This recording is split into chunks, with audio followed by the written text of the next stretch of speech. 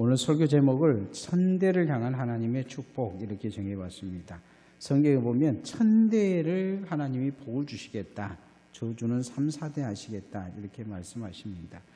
특별히 하나님이 이 천대를 복을 주시는 하나님의 복이 여러분이 받기를 소원합니다. 따라합시다. 천대를 향한 하나님의 축복을 받읍시다. 어떤 아버지가 아들에게 야 이번에 새로운 핸드폰 나왔는데 가지고 싶냐 물어봤어요. 그러니까 가지고 싶대요. 그래서 새 핸드폰을 하나 사주려고 하는데 네가 공부를 조금만 1점만 더 이렇게 시험을 봐서 올리면 사주겠다. 그런데 만약에 시험을 봤는데 점수를 1점이라도 떨어지면 벌금으로 10,000원을 내라 이렇게 이야기를 한 거예요. 그러면 대부분의 아들들은 어쩌겠습니까? 좋다고 할 거예요. 뭐 100점, 뭐 10점 이상, 뭐 20점 이상 뭐 그런 게 아니고 1점만 올리면 되잖아요. 이 아빠 생각은 애기가 공부를 조금만이라도 열심히 하고 또 열심히 하는 것도 좋지만 아들에게 핸드폰을 새로 하나 사주고 싶은 마음이 있는 거죠. 조금만 공부를 하면 뭐 1점이라도 오르겠죠. 그런데 어떤 사춘기 아들이 그러더라는 거예요. 세상에 아버지가 돼가지고 아들한테 벌금 받고 싶어가지고 10,000원 받고 싶어가지고 그런 일을 시키냐. 아버지가 나한테 용돈을 얼마나 줬다고 그 벌금 10,000원 받으려고 이 난리를 치냐 이렇게 이야기하더라는 거죠. 그 아버지 입장에서는 헐 했을 거예요.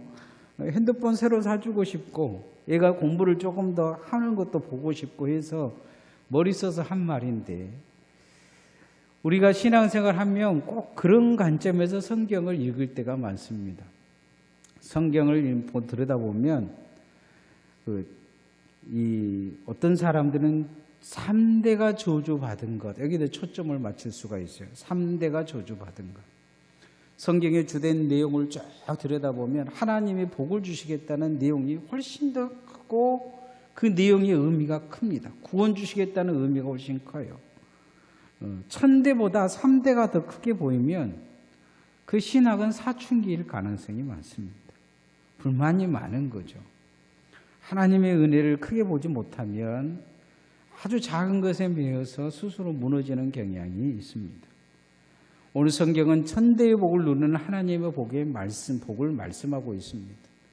우리가 천대의 복을 받을 수 있는 길이 약속되어 있는데 첫 번째는 뭐냐면 하나님 편에 서서 살아라는 거죠. 하나님 편에 서서 살라 얘기합니다.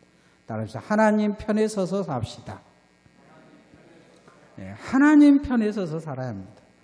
유럽이 기독교화가 되자 서로 최교가 되겠다고 싸웁니다. 이 나라도 다 예수 믿고 저 나라도 다 예수 믿어요. 그리고는 이제 서로 땅 따먹게 한다고 전쟁을 시작하기 전에 여기서도 예배를 드리고 저기서도 예배를 드리고 그리고 예배를 드리고 양쪽에 출발합니다. 그리고 성직자들을 대동을 해요. 성직자들을 불러 이기게 해달라고 꼭 이기게 예배 드리기 하면서 출발합니다. 여러분 하나님이 어느 편을 들어주시겠습니까? 이쪽 사람이 좀 착하다 그래서 이쪽 편 들어주겠습니까? 이쪽 사람이 좀 예배당 크게 지었다 그래서 예배당 크게 진 사람 들어주겠습니까? 하나님은 그런 상황에는 가만히 내버려 두십니다. 가만히 내버려 두는데 한쪽에서 이겼던 사람들은 이기면 뭐라 그러냐면 하나님이 우리 기도 들어줬다 그래요. 진 사람들은 뭐라 그러겠어요? 하나님은 우리 기도 안 들어줬다 그래요. 그런데 이 사람들이 알지 못하는 게 있어요. 그건 뭐냐면 하나님이 그들을 폐기적 심판에 빠지게 하셨다는 거예요. 폐기한다는 거예요. 폐기. 믿음이 점점 죽어가도록 하나님이 폐기해버린 거예요. 믿음이 썩어간 거죠. 믿음이라는 것을 줘서 그 믿음이라는 걸 가지게 되면 어떻게 되느냐? 우리가 싸워야 될까? 우리가 기도해야 되지 않을까? 우리가 사랑해야 되지 않을까? 우리가 섬겨야 되지 않을까? 이런 생각이 마음속에 생기는 거죠. 그런데 이 믿음이 썩으면 어떻게 되느냐? 쓰잘데기 없는 것에 매여가지고 하나님 앞에 이기게 해달라고 기도를 하는 거예요. 하나님 내가 제 이기게 해주세요. 제 길에 가다가 그냥 하수구에 빠져서 그냥 다리 하나 분질러지게 해주세요. 이렇게 기도를 하는 거예요. 왜 그런 기도 하나님이 들어주시겠냐고요. 그래서 설사 그 사람이 하수구에 가서 빠졌다 그래서 하나님이 자기 기도 들어줬다고 생각한다. 그러면 그 믿음은 이미 폐기되어져 가고 있는 믿음이에요. 하나님의 그 믿음은 믿음으로 여기시질 않아요. 성경에 그렇게 이야기를 하고 계세요. 왜 이 가나안 땅에 대해서 하나님이 다 멸해버리라고 이야기를 하시냐? 그 땅에 믿음을 심을 수가 없기 때문이에요. 폐기시켜버리려고 하나님이 이 마음을 먹으셨어요. 이미 폐기될 때 아니니까 너희들도 폐기되기 싫으면 가서 믿음 생활 똑바로 하라. 하나님이 그렇게 말씀하고 계셔요. 하나님은 세상에 우리가 물들지 않기를 원하고 계십니다. 어느 편에 설 것이냐? 하나님 편에 서는 건데 하나님을 내 편에 가지려고 노예를 써서는 안 돼요. 우리가 이제 사순절 기도를 하는데 하나님 우리 편이 되게 해주세요. 막 그렇게 기도하는 그것이 잘못이에요. 링컨이 어느 날 이렇게 이 부관들하고 같이 이렇게 돌아보는데 어떤 병사가 그렇게 이야기하더랍니다. 대통령님, 하나님이 우리 편이 되게 해달라고 기도를 합니다. 링컨이 그런 이야기 했다고요. 우리가 하나님 편에 대해 서서 일해야지. 하나님이 내 편에 대해서 일하면 그건 하나님이 정말로 우리를 버리시는 거나 다름이 없다. 이야기하더라는 거죠. 링컨은 참 큰 걸 깨달은 거죠. 우리가 믿음의 사람이라면 믿음으로 생각하고 믿음으로 행동해야 되는데 그건 무엇이냐? 하나님이 우리가 믿음의 사람이라면 하나님의 편에 서서 믿음으로 행동하고 믿음으로 생각하고 믿음으로 말할 수 있는 사람들이 돼야 돼요. 영국처럼 이방의 나라에 이방의 여인들을 취해서 나중에 이제 그들의 나라가 정말로 지배하는 그런 상황이 되어지는데 이 영국이 이 프랑스나 이런 나라들에 점령해가지고 그 당시에 이 영국은 해적 집단이었어요. 그래서 이 사람들이 이제 가장 자랑스러운 게 뭐냐면 왕의 부인을 데려다가 자기 부인으로 삼는 거예요. 그러고는 그냥 쳐들어가서 무조건 귀족들이고 성이고 점령해서 그 딸이고 다른 사람은 다 죽여버리고 그 딸하고 마누라만 데려다가 자기 집에 부인으로 삼아요. 전리품으로. 이게 끌려온 여인들이 그 해적들에게 아이들을 낳습니다. 그런데 나중에 그 아이들이 크고 3대, 4대, 그리고 5대, 6대가 지나가는데 어떻게 되냐면 결국 영국이 기독교 국가가 되어버립니다. 이유는 자기의 신앙을 버리지 않았고 자녀들에게 성경을 읽게 하고 글을 모르는 해적들이 글을 가르치고 성경을 통해서 글을 가르치고 그래서 결국 영국인 이 대영 제국이 나중에 기독교 국가가 되어버립니다. 하나님은 가나안 땅에 들어가서 이스라엘 백성들이 하나님의 편에 서지 않으면 결국 사단의 편에 설 거라고 경고하시면서 그렇게 말씀하십니다. 2절 말씀 한번 같이 읽읍시다. 시작. 내 하나님 여호와께서 그들을 내게 넘겨 내게 치게 하시리니 그때에 너는 그들을 진멸할 것이라. 그들과 어떤 언약도 하지 말 것이요 그들을 불쌍히 여기지도 말 것이며. 어떤 언약도 하지 말라, 불쌍히 여기지도 말라, 그렇게 이야기를 하시죠. 그들을 반드시 진멸하라 이야기하십니다. 그 이유가 있어요. 그 이유가 뭐냐? 하나님은 이 백성들이 들어가서 그렇게 하라는 이유는 3절에 보면 그런 말씀이 있어요. 그들과 혼인하지 말지니 내 딸도 그들 아들에게 주지 말 것이요 그들 딸도 면을 살지 말라. 그들 나중에 결국은 이 백성들이 여호와를 떠나서 하나님 섬기지 아니하고 우상 섬겨서 망하게 될 것이다. 폐기된 존재가 되어질 것이다. 이야기를 합니다. 신앙의 사람들은 하나님의 편에 서서 믿음 생활하지 아니하면 결국 폐기될 수밖에 없어요. 그 순간에는 뭔가 버틴 것 같은데 언젠가는 버림을 받을 수밖에 없습니다. 스스로 하나님이 버리는 게 아니고 스스로 자기 자신이 폐기 처분되어지는 과정을 겪게 됩니다. 그래서 우리도 어떠하든지 어느 곳에서든지 하나님 편에 서서 생각하고 행동하고 그렇게 사시기를 소원합니다. 하나님을 내 편 삼으려고 애를 쓰면 안 돼요. 하나님이 혼목사 편일 것 같습니까? 아닙니다. 하나님이 여러분 편일 것 같습니까? 여러분 편도 아니에요. 하나님은 그곳에 계십니다. 우리가 하나님 편에 서야 돼요. 우리가 하나님 편에 서서 생각하고 하나님 편의 사람이 되어야 됩니다. 하나님 편에 서는 것은 우리가 하나님의 족속, 하나님의 백성으로 사는 것입니다. 따라합시다. 하나님의 백성으로 삽시다. 하나님의 백성이라는 거예요. 하나님의 백성. 민주주의 진영에서 세계의 가장 큰 힘을 가진 나라가 영국과 미국입니다. 원래 이 영국은 섬나라 해적의 나라였어요.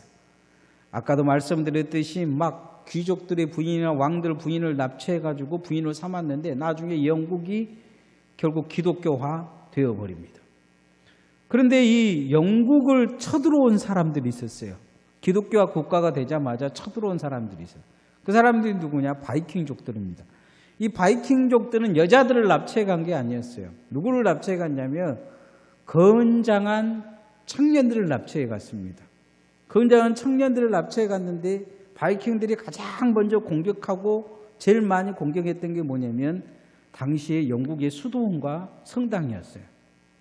거기는 금덩어리가 있어요. 한번 쳐들어가 보니까 수도원과 성당에 금덩어리가 가득한 거예요. 그곳에 쳐들어가면 또 누가 많이 있었냐면 이상한 두건을 쓰고 있는 젊은 남자들이 많은 거예요. 좌우지간 노예로 팔아먹을 수 있는 애들이 많아요. 강장해가지고 그 두건을 쓰고 데려다가 일을 시키면 일을 너무 잘하는 거예요. 그래서 그 성당이나 수도원을 공격을 해가지고 거기가 좌우지간 뭐 하는 애든지 모르던데 걔들을 다 노예로 잡아갔어요. 그 사람들이 누구냐면 수도사들입니다. 수도사들을 노예로 쓴 거예요. 근데 수도사들이 잡혀가가지고 수도사들은 글을 많이 읽어서 잘 알잖아요. 이제 영어도 가르치고 막 그런 거예요. 막 이것도 가르치고 저것도 가르치고. 그러면서 수도사들이 점점 복음을 전합니다. 그럼 나중에 이 바이킹족들이 전부 다 예수 믿어버려요. 그 바이킹족들이 예수 믿은 대표적인 나라가 이 스웨덴하고 그 다음에 네덜란드입니다. 그래서 이 동유럽이라고 그러죠. 동유럽에 있는 북쪽에 있는 나라들이 예수를 정말로 잘 믿습니다. 특히 네덜란드 같은 경우에는 개혁교회라고 그래가지고 우리 장로교의 기반을 가지고 있는 교회들입니다. 아무것도 아닌 것 같은데 이들이 데리고 가가지고 그렇게 한 것 중에 한 가지가 뭐냐면 이들이 점점 복음화되어서 그렇게 예수 믿는 사람으로 바뀌어버린다는 거예요. 영국이 성장해서 제수들이 많으니까 제수들을 다 끌어다가 어떤 섬에다 갖다 버렸어요. 큰 교도소 하나 만들어 놓고 거기서 몇 년 살다가 이제 나오면 영국으로 못 따라오게 하고 거기서 살아라고 했어요. 그 나라가 어디냐? 호주입니다. 호주. 호주가 지금 어찌 보면 전 세계에서도 그 기독교 나라 중에서 믿음이 제일 좋은 나라죠. 그런데요, 이 복음이 전해지는 이 나라들마다 변한 게 있어요. 그건 뭐냐면 복의 근원이 되어진다는 거예요. 이들이 들어가서 정말로 복된 나라가 되어집니다. 여러분, 청도교가 들어갔던 이 미국 땅하고 그다음에 이 스페인의 함대가 들어갔던 남쪽 땅하고 어느 땅이 더 풍요로울 것 같습니까? 미국 땅보다는 남쪽 땅이 훨씬 더 풍요롭습니다. 먹을 것도 많고 살만도 해요. 그런데 살기는 북쪽이 훨씬 더 잘 삽니다. 캐나다나 미국이 훨씬 더 잘 사는 거죠. 이유는 복음이 그곳에 들어갔기 때문이에요. 기도하는 사람들이 들어갔기 때문입니다.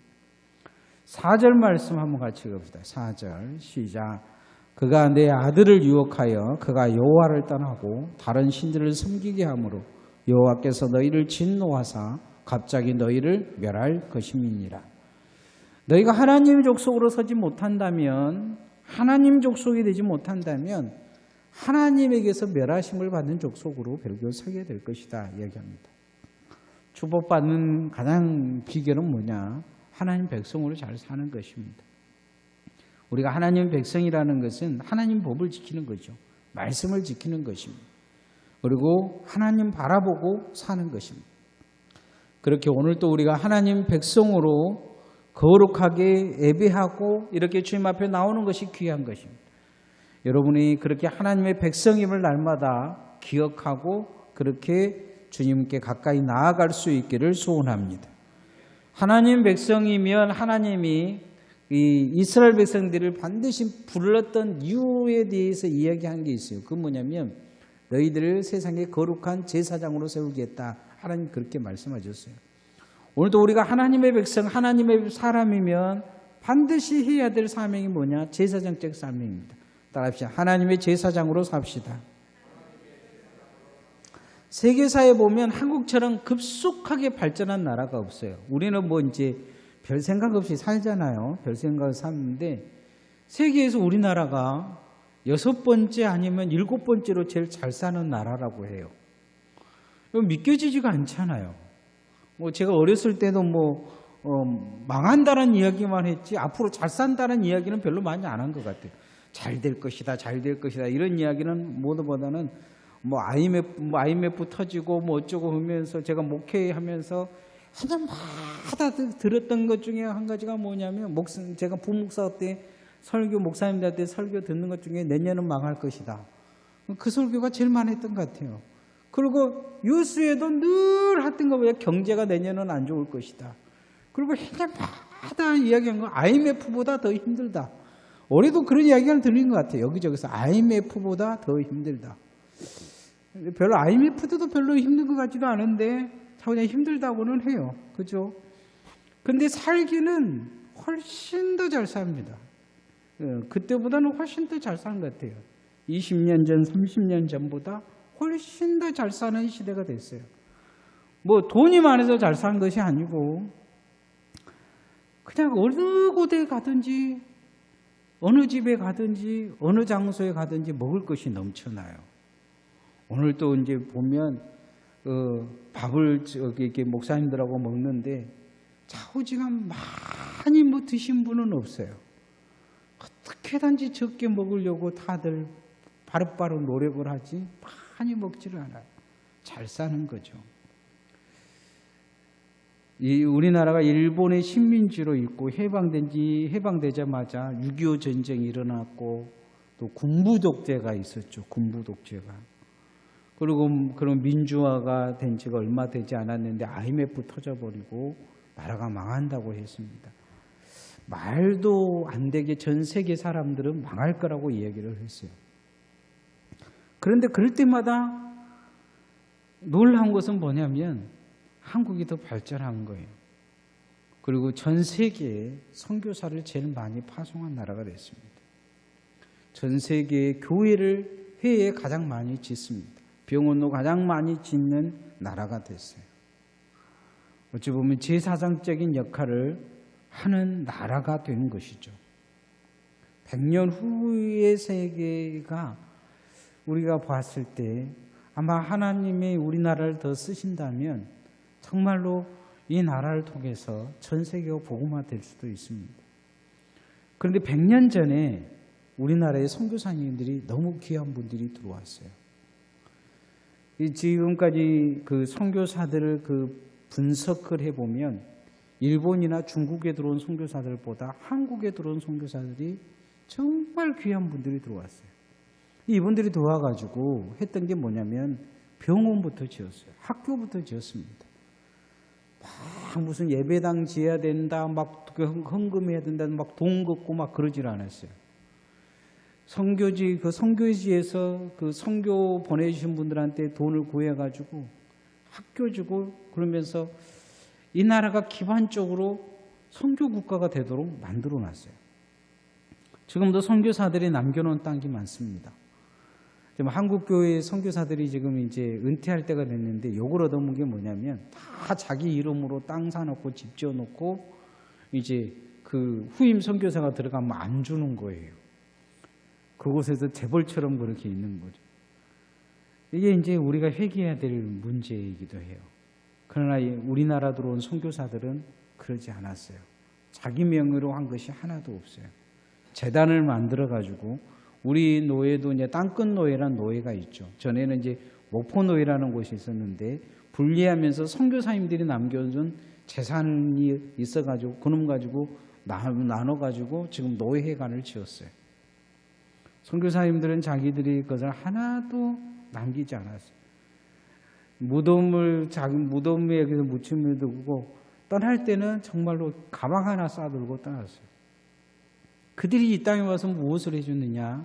제사장적 삶을 살아준 거예요. 그래서 한국이 이렇게 복받은 것입니다.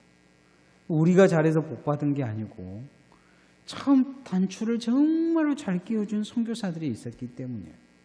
하나님은 이스라엘 백성들에게 가나안 땅에 들어가서 첫 단추 잘 끼라고 얘기하십니다. 6절 말씀 한번 같이 읽어봅시다. 시작.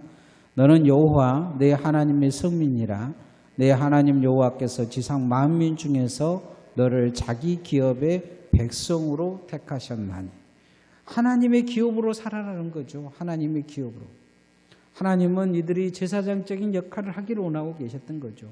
그 땅에 가서 그렇게 하나님의 나라를 만들고 주변의 모든 민족들이 하나님을 믿게 하고 이렇기를 바라셨어요.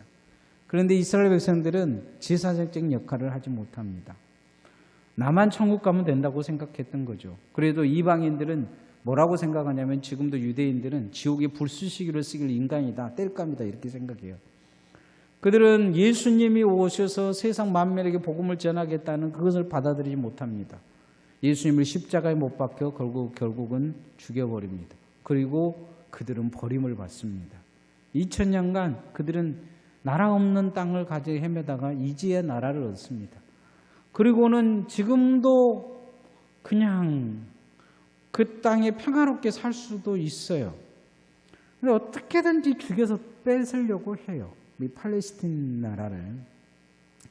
원래 하나님이 그 나라를 그들에게 줬다고 하지만은 2000년간 그 사람들이 살고 있었거든요. 팔레스틴 사람들이. 1945년에 쳐들어가가지고 땅 내 나라로 총칼로 밀어내서 지금 점점 차지하고 있는 거예요. 여러분이 2200년간 2000년간 여러분이 그 조상들이 땅 물려준 땅을 샀는데 내가 여러분들한테 가가지고 2000년 전에 이 땅은 우리 조상 거였다 내놔라 그러고 힘으로 내가 여러분의 집과 재산을 다 뺏은다면 여러분은 어쩌겠습니까? 우리가 이제 기독교 국가라 그래서 이스라엘을 좋게 여기는데 이게 좋지가 않는 거예요. 제사장적인 역할을 하지 못하는 거죠. 우리도 예수 믿으면 제사장적인 역할을 해야 합니다. 나만 구원받고 그래가지고는 그 믿음은 병든 믿음이 되어볼 수가 있습니다. 하나님은 이방인의 충만한 수가 차야 이스라엘 백성들이 구원받을 것이다 말씀하십니다. 그들이 제사장의 역할을 하지 못했기에 맨 나중된 자가 될 것이다. 먼저 된 자는 나중된 자가 먼저 되고 먼저 된 자가 나중될 거라고 말씀하셨는데 맨 나중 구원을 받을 것이라는 말씀을 하시는 것이죠. 우리가 하나님 앞에 제사장적 역할을 잘 감당하기를 소원합니다. 우리가 먼저 예수 믿었다면 하나님 앞에 거룩한 주님의 종들로 그리고 제사장적 역할을 감당하는 그런 교회가 되어야 될 것입니다. 또 성도들이 되어야 될 것입니다. 내가 어떻게 제사장적인 역할을 감당할 것인가 늘 뒤돌아봐야 돼요. 말씀의 결론을 맺으면 오늘 성경에 보면 천대란 말이 나오고 있어요. 천대란 말이 9절 말씀 한번 읽어봅시다. 9절 시작. 그런즉 너는 알라 오직 네 하나님 여호와는 하나님이시요 신실하신 하나님이시라. 그가 사랑하고 그의 계명을 지키는 자에게는 천대까지 그 언약을 이행하시며 인애를 베푸시되. 신실하신 하나님. 그래서 우리도 신실한 신앙을 가져야 합니다. 어떻게 신실해야 되느냐? 하나님 편에 서야 돼요. 늘 하나님 편에. 하나님을 내 편에 끌어들여서 이상한 짓을 하려고 하기보다는 내가 하나님 편에 서서 어떻게 하나님의 사람으로 살 것이냐, 하나님의 손가발이 될 것이냐, 내가 하나님의 백성, 하나님의 족속으로 어떻게 살 것이냐, 내가 하나님의 백성으로서 어떻게 하나님께 인정받을 것이냐, 그리고 내가 그렇게 이 땅에 하나님의 도구로 어떻게 제사장적 역할을 잘 감당하며 살 것이냐 뒤돌아봐야 합니다. 제사장은 다리를 놓는 사람들이라는 의미를 가지고 있어요. 그래서 힘든 자들에게 하나님을 인도하는 다리가 되어주고 또 어려운 자들에게, 고통받는 자들에게 그런 교회와 성도들이 돼서 천대를 향한 하나님의 축복이 여러분에게 있기를 소원합니다.